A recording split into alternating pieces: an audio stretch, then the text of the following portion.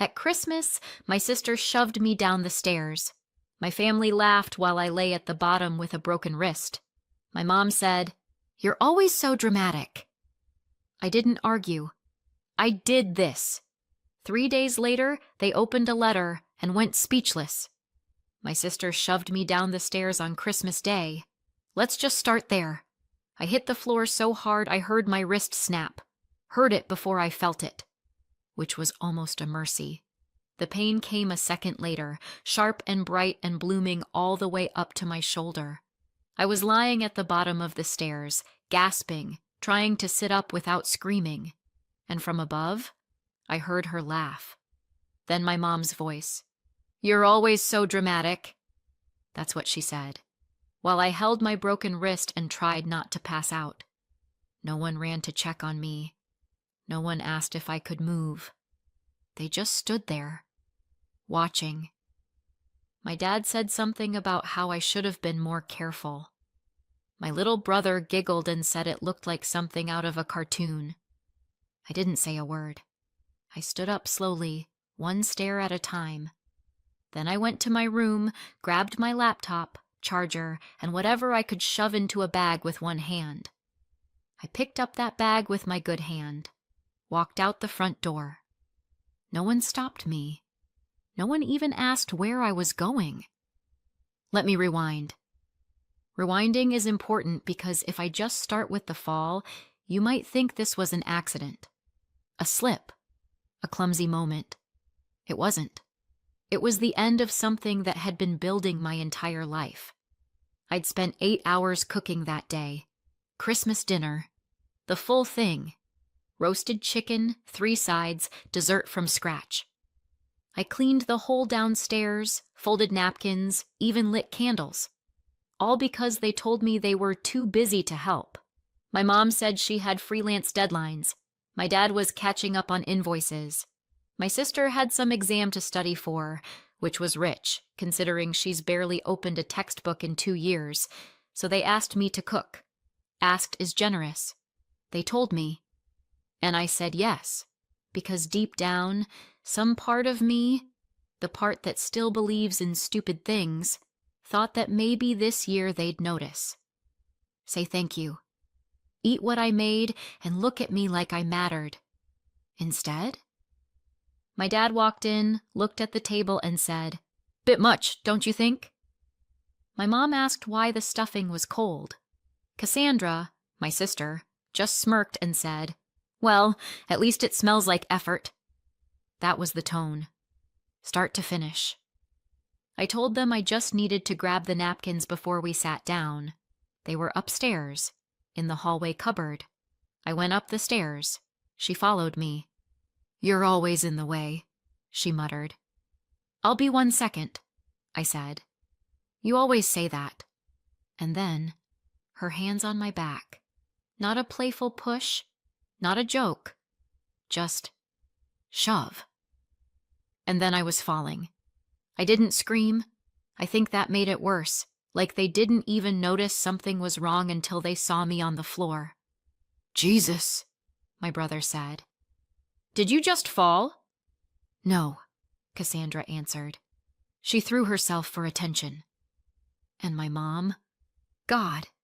She leaned over the banister and said, "Can we not do this now?" I went to the hospital alone, took an Uber, held my wrist the entire way, breathing in short, tight bursts. "Hairline fracture," they said. "Clean break. No surgery, but I'd need a splint and some time off work." The nurse asked what happened. I lied. Then I went to a motel, paid cash. Didn't go back to the house. Didn't answer their texts. The few that came in. I didn't even bother icing my wrist. I just lay on the bed staring at the ceiling, thinking about the food still sitting untouched on the table. Later that night, I opened my laptop. There was a file waiting for me. I clicked it, watched it, and smiled. 3 days later, they got a letter. When they opened it, they went pale. Just like I knew they would. When people say it wasn't always like this, they usually mean things got worse. I can't say that. It was always like this. My first memory of Cassandra involves a hairbrush and a bald spot. I was 4, she was 6. She told me she was playing salon. By the time my mom came in, the bathroom floor looked like a crime scene for dolls. I was sobbing. Cassandra looked bored. Mom said, "Don't be such a baby, Maya." That line would follow me for years. Don't be dramatic. Don't be difficult. Don't ruin things. Cassandra could do anything. And I do mean anything. And she'd get a free pass. I once caught her hitting me with the heel of a shoe. A literal shoe. I had a bruise on my temple and my dad just sighed and said, "You girls need to learn how to get along." Except we didn't fight. I got hit. She smiled. And I never fought back. Not because I didn't want to, but because I knew it wouldn't matter. The only time I tried to report it, I must have been 13.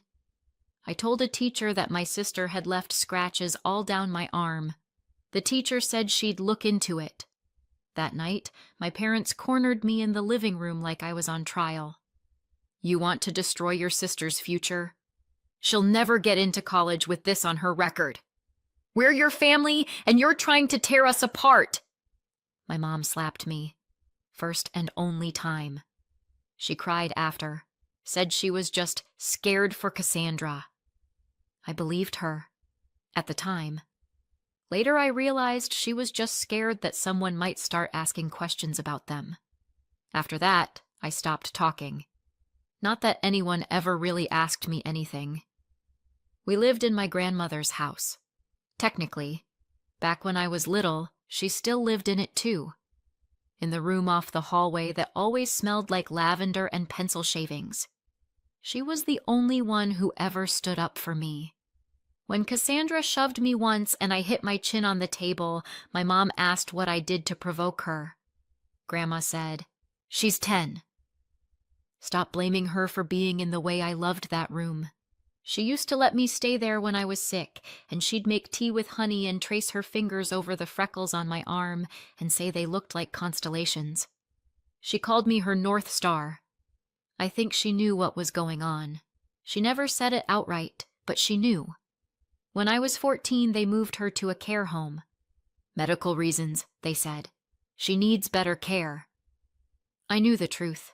She was asking too many questions. She died 2 years later. I was 16. I remember the funeral mostly for the cold. It rained sideways. Cassandra wore a dress so short it looked like a belt. My mom gave a eulogy that used the word legacy 5 times and didn't mention me once. Then came the reading of the will.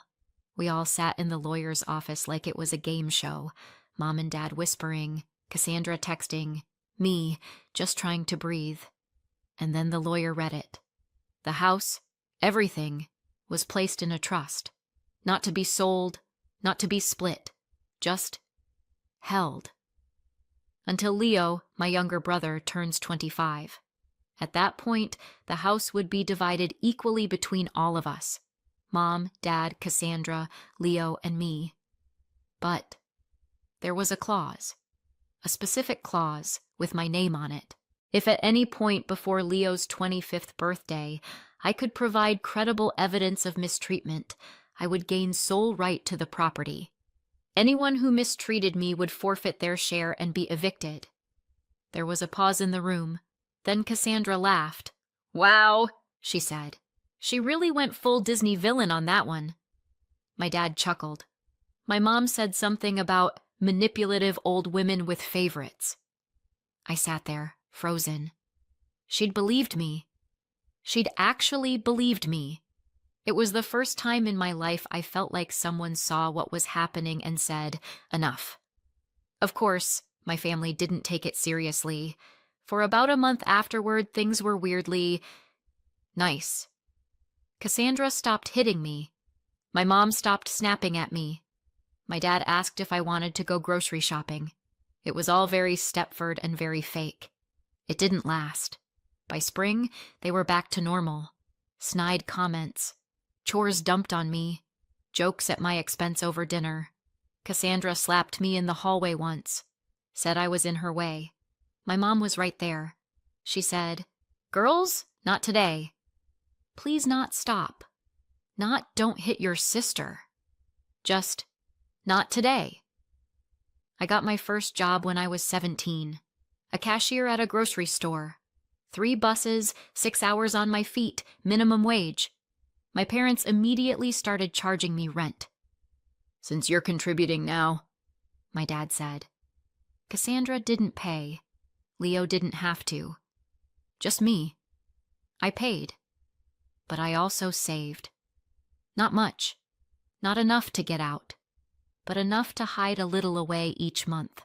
The way a squirrel hides food before winter. And I watched. I noticed how Cassandra always got nastier when no one else was around. I noticed how my mom only yelled at me when the doors were closed. I noticed how they always called me dramatic, no matter what happened. So I bought a camera. Cheap. Motion triggered. Linked to my laptop. I installed it above the stairs, then one in the kitchen, then the hallway. They didn't notice. I didn't know what I'd do with the footage. I just wanted to have it. I wanted proof, because deep down, I knew. One day, something would happen again.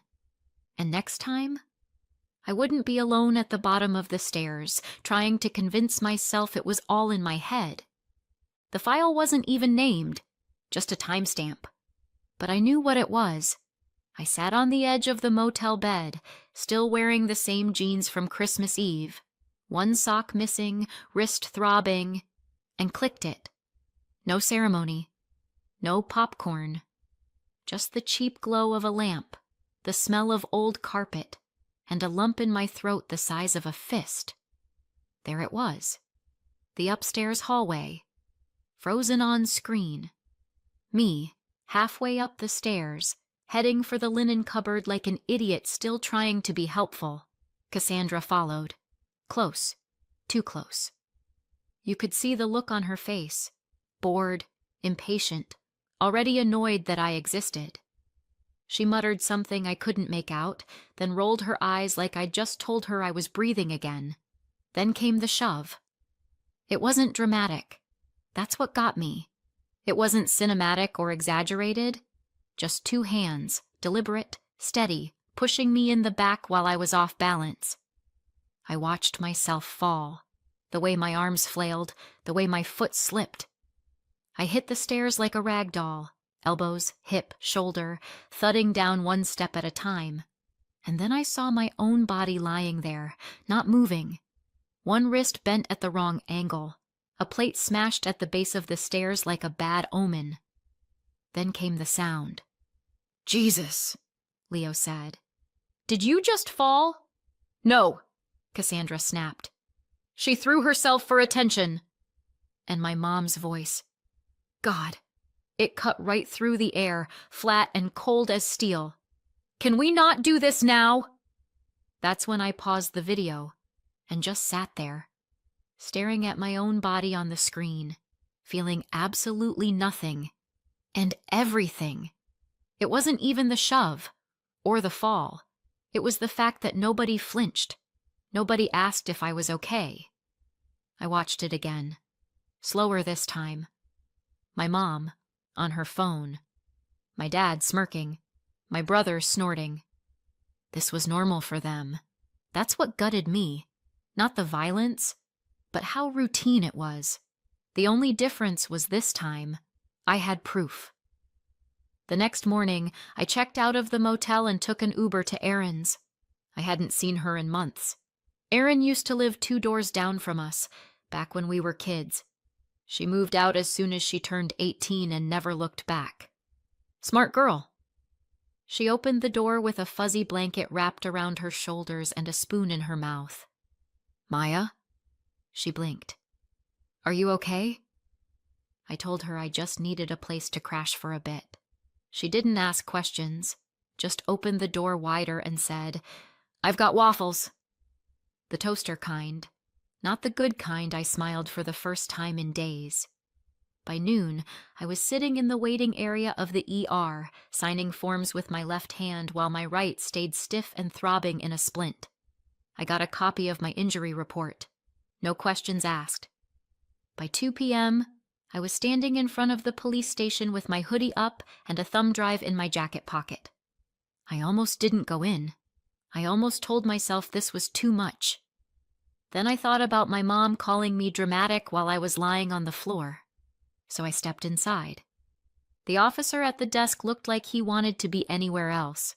I gave him my name, my ID, the medical report, the footage. He watched it. Once. Then gave me a case number and told me someone would be in touch. I don't know if he cared. I don't think that's the point. What mattered was the paper trail, that something had been filed, that they wouldn't be able to say nothing happened. The next day, I called Alan Fisher, civil lawyer. Expensive, but not impossible. I had savings, nothing fancy, just enough I'd squirreled away from shifts at the diner that my parents didn't know about. Money they thought I'd spent on clothes or junk food. Funny how useful that secret cash turned out to be. Alan met me in a glassy little office downtown, wore a tie that didn't quite match his shirt, and sipped black coffee like it was keeping him alive. At first, he didn't take me seriously, until I showed him the clause in the will. Then I showed him the footage. He went quiet. When it ended, he said, "They were laughing." "I know." He nodded, like something had locked into place in his head. "The audio may be an issue legally, but the video's clean. Clear intention. Neglect. Possibly malicious endangerment. If the trust language is strong, you've got something." He read the will again, then said, "Let's send them a letter." They got it the next morning. I know, because my phone exploded. 23 missed calls, 5 voicemails, 12 texts. From my mother. "This is ridiculous. We didn't do anything wrong." From my dad. "We're family. This isn't how family solves problems." From Cassandra. "You wanted this. You set me up. Who even puts a camera in their own house?" And my favorite, from my brother. "You made Mom cry." You're so selfish, I turned my phone off. Alan called later that afternoon. "They've hired a lawyer," he said. I didn't respond. "They're denying everything. They're saying it was an accident, that the video is misleading, that you planned the whole thing to get the house. Still," I said nothing. "They're also saying the recording violates privacy laws, that you'll be charged if you use it." I looked out the window. The street below was wet from rain. A woman in a red coat was arguing with her dog. "Let them try," I said. There was a long pause. Then he asked, "You're not scared?" "No," I said. And I wasn't. That was new. "Let them try," I said. And I meant it. They wanted a war? Fine. I already had the footage. The fall. The laughter. My mother calling me dramatic while I cradled my wrist at the bottom of the stairs. And now they were trying to flip the script, threatening me with legal action for filming in my own house? I didn't even argue. I just texted Alan, "Let's escalate." He called me back 5 minutes later. "They're bluffing," he said. "The audio's tricky, but the video alone is enough." You don't need to say a word. Just file your civil motion, attach the footage, and let it speak for itself. So we did. Here is the revised confrontation scene, expanded for emotional depth and realism, with the correct name, Leo, and better pacing. I've kept the style, tone, and structure consistent, and all changes are marked in bold for clarity, as you requested. The next day, they were on my doorsteps. Well, technically, Erin's doorstep. She wasn't home when they arrived, which was probably for the best. My father did the talking. Big surprise. "We need to talk," he said, like this was a parent-teacher conference and not a lawsuit. I didn't move. I stood behind the glass storm door and just stared at them. My mom was wringing her hands like a character in a church play. Cassandra didn't even pretend to look sorry, and Leo, my little brother, had his arms crossed like he'd just been grounded for no reason. I didn't open the door. I think you're overreacting. Dad tried again. You fell. Accidents happen. Right. I broke my wrist, I said through the door. You were in the way, Cassandra muttered. Don't, I told her. Not here. Okay, listen, Dad said, softening his tone like I was 6 years old again. This is going to destroy the whole family. Your sister just got accepted to university. You want to ruin that over... One shove? I said. One injury? One lifetime of being treated like trash? Mom looked up. Her face was tight with something between guilt and fury. We didn't come here to fight, she said. We came to ask you to stop. You've made your point. I almost laughed. My point? Yes, she snapped. You've embarrassed us. You've turned this whole thing into some drama. And for what? For being pushed down the stairs? It wasn't like that, Cassandra snapped. I have it on video, I said. You filmed us? Leo said, his face twisting. That's so messed up. You think pushing someone down the stairs is fine, but recording it is going too far? None of them answered. You're doing this for the house, Cassandra said suddenly. Just admit it. You knew exactly what you were doing. I stared at her. I was cooking Christmas dinner when you pushed me, I said. If I was staging a scam, I would have picked a day I wasn't peeling carrots for 6 hours. Dad sighed. You've always been stubborn, but this is too far. You don't get to decide how far is too far. Not anymore. He took a breath. Look, you're angry. Fine. But lawyers are involved now. You could lose. You could get in trouble for that footage. You think your lawyer is going to protect you when this gets ugly? It already got ugly, I said. You just weren't paying attention. There was a long silence. Then Mom tried again, quieter this time. You're not a victim. Then why are you here? I asked. No one had an answer. Cassandra stepped forward. I didn't mean to push you like that. I was trying to get by. You were blocking the stairs. I just nudged you. It wasn't... You shoved me, I said. I fell. I broke my wrist. I'm not imagining it. I'm not exaggerating. And you all laughed.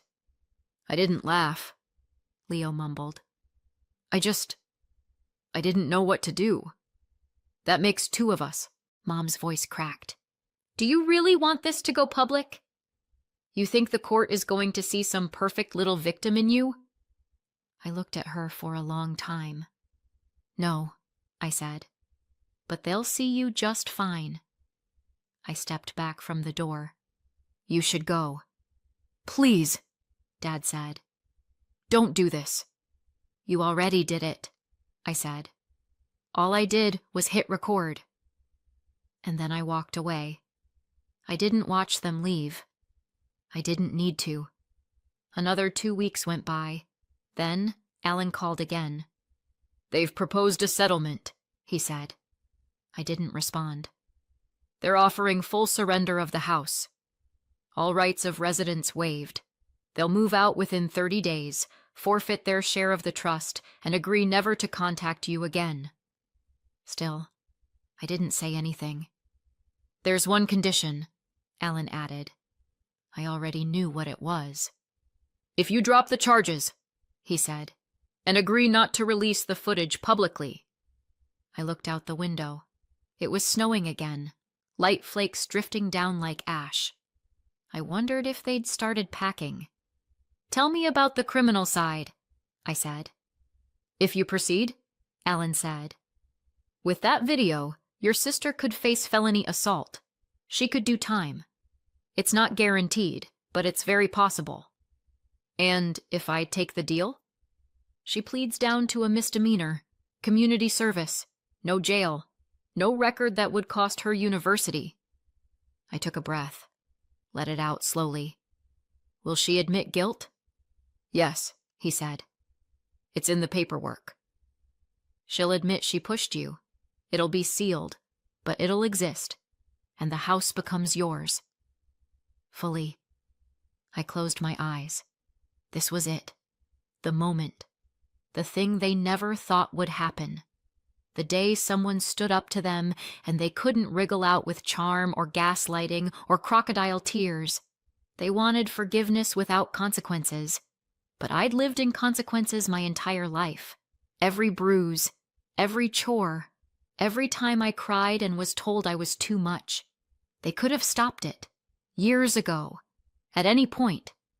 They didn't. I didn't smile. Not really. But I did say, okay. We have a deal. Cassandra got 60 hours of community service. No jail, no record. She'll still get her degree, probably. She'll still have a life. They handed over the house, signed it, moved out. Gone. They even paid Alan's fee, through gritted teeth and an emailed receipt. And me? I moved in. I scrubbed the walls, replaced the curtains, donated the dishes.